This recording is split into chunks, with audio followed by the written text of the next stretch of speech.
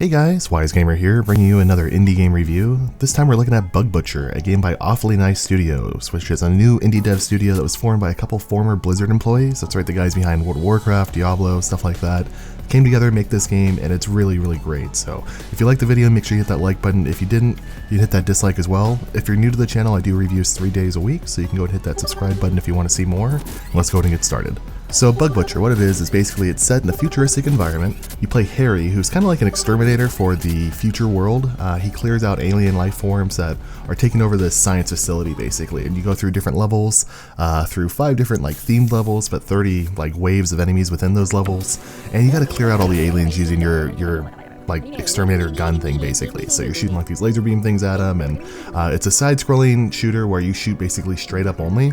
And you'll see in the gameplay, it's really unique in a way and really interesting too. So it's not necessarily like Metal Slug where it's just like a side-scrolling shooter where you can kind of shoot up, down, up, down, left, right type thing. It's more of you just shoot up and you have to wait for like the bounce of the enemies, and it's got like a lot of strategy and skill involved in it actually. It's got a lot of other things involved in it too. So basically as you play through, you go through, like I said, multiple waves. There's about 5 waves per floor, or sorry, 6 waves per floor, and there's the 6 waves like a boss wave basically.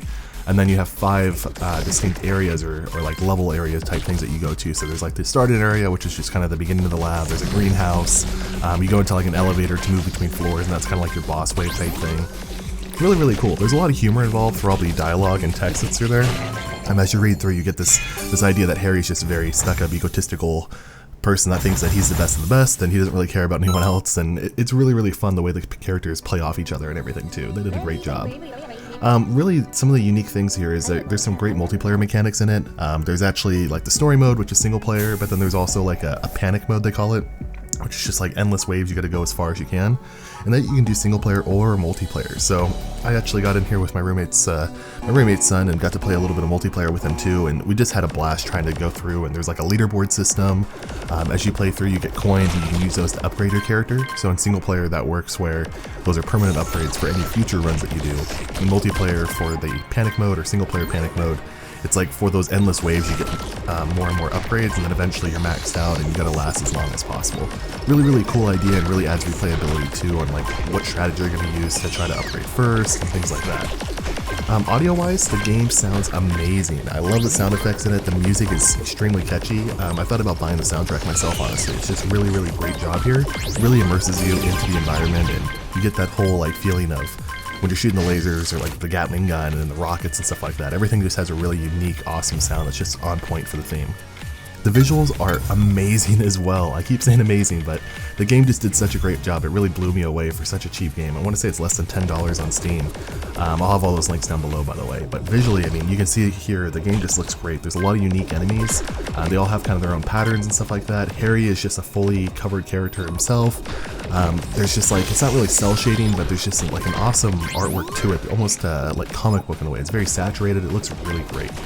Replayability wise, there's also that as well. So like I said, there's already the leaderboards and things like that in the game, but there's also like a star system, so you gotta get like, 3-star rating on each level. And there's also one more that's like a thumbs up, and that's for keeping a combo. So a combo, basically you have like a combo meter that runs out over a timer, and if you get hit, you lose your combo, so you want to try to keep it as long as possible. And most of the time to get the combo bonus on the level, or that combo clear bonus I should say, you pretty much need to never get hit through the entire level and never drop a combo. So part of the time here I actually hit like a 59 combo on one of the levels, and 60 was what I needed.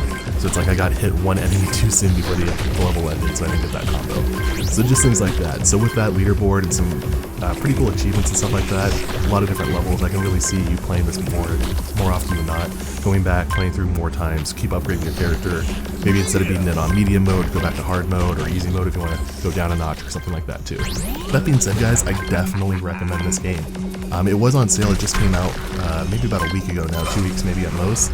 It had like a 20% off sale at the time, so I picked it up then, but it's still like $8 I want to say when it's at full price. Definitely worth it. Really awesome game with full controller support. Like I said, you can have up to 2-player offline co-op, and really just a whole lot of fun. So if you liked this video, make sure you hit that like button. If you didn't, you can hit that dislike button as well. Make sure you leave a comment down below on what you thought about the game or any other games you want me to review. And if you guys are new to the channel, hit that subscribe button. I do reviews Monday, Wednesday, Friday, so make sure you check out last review I did as well, and we'll see you next time. Thanks. Bye.